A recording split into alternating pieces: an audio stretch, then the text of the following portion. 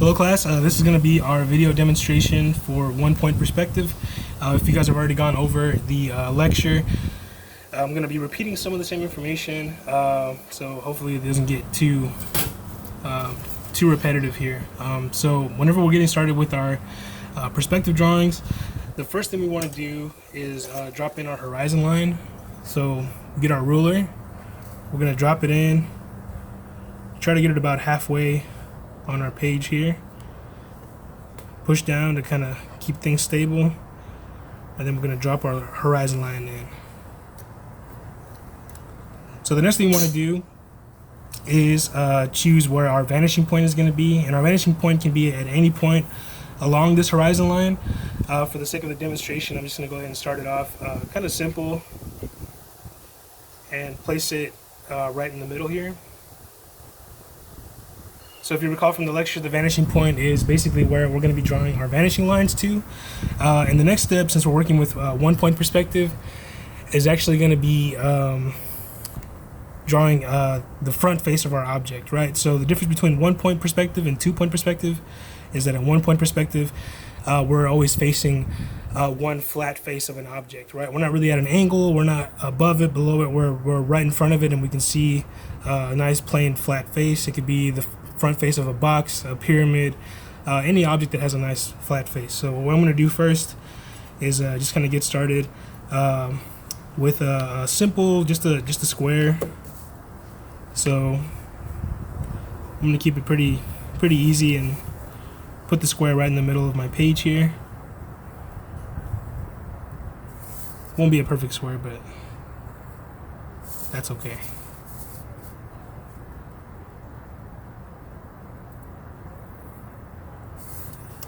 So now that we have our square, what we want to do, or our triangle, whatever shape you want to draw, we're going to take our edges here. So we can start off by just kind of putting a dot on each of our edges just to kind of practice on this first one. And we're going to take our ruler, and in your kit you should have a 6-inch and then also a 12-inch ruler. You can do it with the 12-inch ruler too if you prefer. I find the 6-inch a little bit more manageable for this scale. So what I'm going to do now is I'm going to take my edge point, and then I'm going to bring that to my vanishing point here, and the lines that we use to create this vanishing line is going to be important later on. So we're going to drop that in, and we're going to do that for each one of our corners here. So remember, all those corners are going to come to this vanishing point.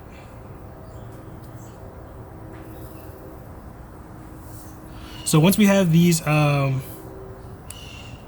vanishing lines drawn in, the next thing we want to do is determine exactly, basically the scale of our shape, how big our shape's going to be, and where it ends, right? So these vanishing lines basically tell us that our shape is receding to this point, but we do need to determine where it basically starts, which is going to be this line here, and then now we need to determine how deep or how long this shape is. So the key to this bit here is that this line that we're going to draw now to cap up our shape needs to be parallel to this line here. So whenever we bring our ruler up, try to angle it to where it looks like it's just about parallel, and then we're going to drop that line in.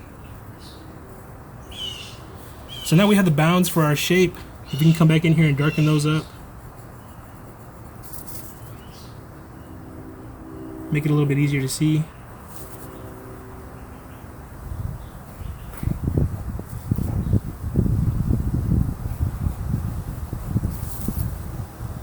You should be able to see our cube here.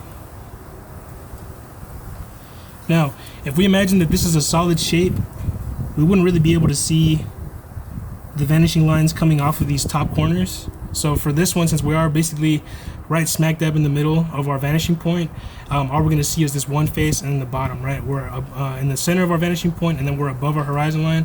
Whenever there's an object above our horizon line, we only see the front and then the bottom, and then maybe a side depending on how far off we are from our vanishing point. So you'll see a couple things develop as we draw our shapes. You'll see that it'll behave differently whenever it's above the horizon line than when it's below the horizon line, and then also depending on how far away it is from our vanishing point, you'll be able to see more and more of those side faces, right? So if our object is to the left of our vanishing point, we'll see In this case, we'll see the front face, we'll see the bottom, and then we'll see the right hand side of that object. If it's to the right of the vanishing point, we'll see the front face, we'll see the bottom, and then we'll see the left hand side, right? So once we move underneath this horizon line, when objects move below this horizon line, we'll start to see still the front face because we're in 1-point perspective, but then we'll be able to see the top side instead of the bottom, right? If something is below you, you see this top, you don't see the bottom unless it was like a glass box, right? So keep that in mind when we're drawing these, and we'll just draw 2 more shapes just to kind of get that idea cemented in here a little bit more. So I'll draw another square here just to kind of show you what it looks like. I'm going to move pretty far off to the left of my vanishing point here, and then I think I'll probably do a rectangle for this one, a rectangular prism. So here 2 things have happened. We've moved below our horizon line, and then we've also moved to the left of our vanishing point, right?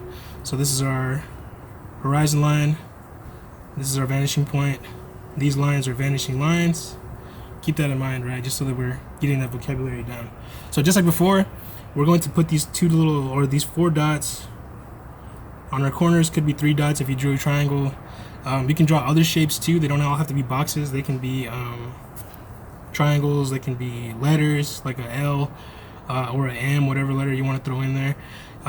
Does work with this technique as well. It just takes a little bit more work, right? And just what we want to do, regardless of what shape you draw, you do want to locate the edges, and then we're going to take our ruler and line up those edges back to our vanishing point here. And these vanishing lines should be pretty light. I'm dropping mine in a little heavy just so we can see them. But in your case, you want to drop these in a little bit lighter so that they're easier to erase later on. And then here's our interior vanishing line. If your lines are off a little bit, it will affect the efficiency of how well we're able to see our shape and how well the perspective works. So just make sure that you are taking your time and lining up your edges to that vanishing point. Again, these are pretty quick assignments, so there's no need to rush through them. They're already pretty fast, and it's good to kind of take your time and then be able to talk about what we're seeing in these pieces. So now that we've drawn our vanishing lines back to our vanishing point, we're going to do the same thing that we did with our first cube, and we're going to try to determine how big we want our prism to be, right? So in this case, it's kind of a moderate sized cube. In the case of my rectangle, I really do want to exaggerate how big it is, how long it is.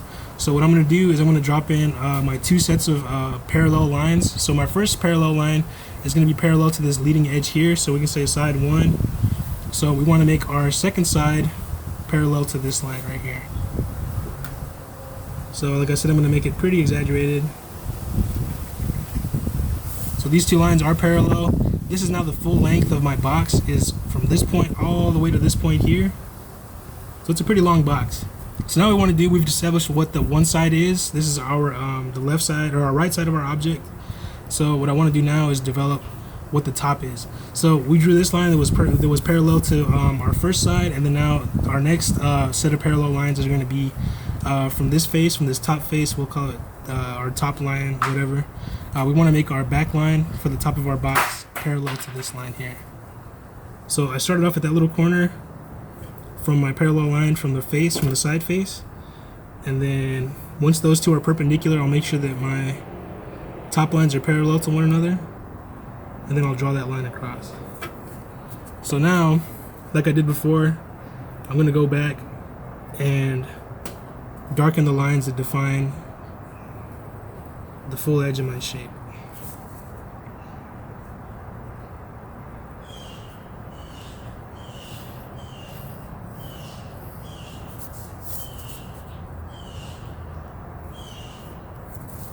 Okay, so you guys can see how we can use that perspective to really draw our shapes out, and we can also use that same tool to make our shapes pretty well compressed. So what I'm going to do now is we have one object above, one object below. I'm going to do another object for my last object. I'm going to do something that's, or I guess a shape that's directly on top of my horizon line. So when I said above and below, I meant above the horizon line, below the horizon line, and then now we're going to draw a shape that's directly on top of my horizon line. So in this case, I will work with, we'll try to do a like a pyramid or like a triangle. So we want this shape to be just about smack dab in the middle of our horizon line.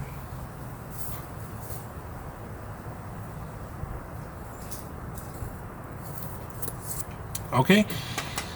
Next thing we want to do, identify where our corners are, and then we're going to take our vanishing lines back to that vanishing point.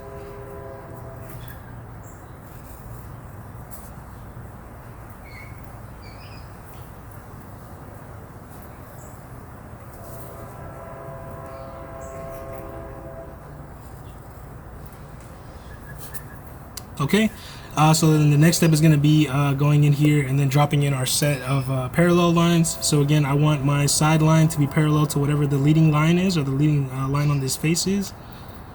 So we'll go ahead and drop that in.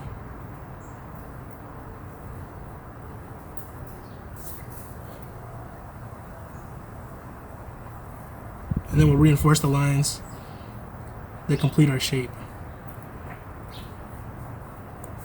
So here we have a triangular prism, right?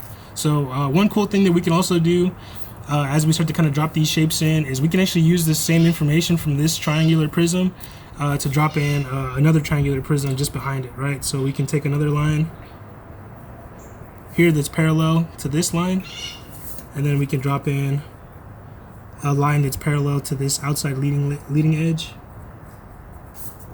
and then drop in another parallel line on this side, and then reinforce.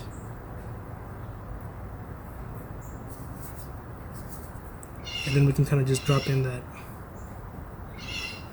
baseline. So here you can see that we can use that same information that we used for our first shape to drop in another shape that's kind of ghosted in, that's receding in that same kind of fashion. So as long as it's on those same kind of vanishing lines, it'll also recede to that same point, and it'll look like there's several shapes kind of stacked up and then leading to that same vanishing point.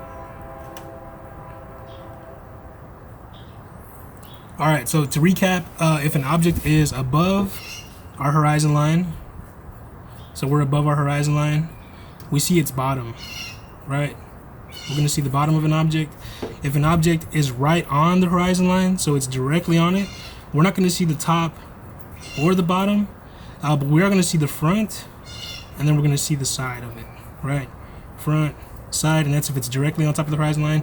If it's underneath the horizon line, so we're down here, the horizon line, and we're underneath it, we're going to see the face, and then we're going to see the top of the object. And then depending on where we are in relation to this vanishing point, if we're to the left of it, we'll see the right side. If we're to the right of it, we'll see its left side. So I'll be counting those, and like I said, with these exercises, you do kind of want to push yourself and try to kind of push the boundaries a little bit. So in this case, I kept it pretty tame. I put my shapes kind of grouped here in the center, but we have a whole page to kind of play with. So try to go to the really kind of far extremes and push objects really high up and really far below this line to see what they do, right? Again, and then the more we can kind of repeat those principles and repeat the logic of what happens above or below the horizon line, to the left or to the right of this vanishing point, the more we practice it, the more it's going to make sense. And the better we can apply this information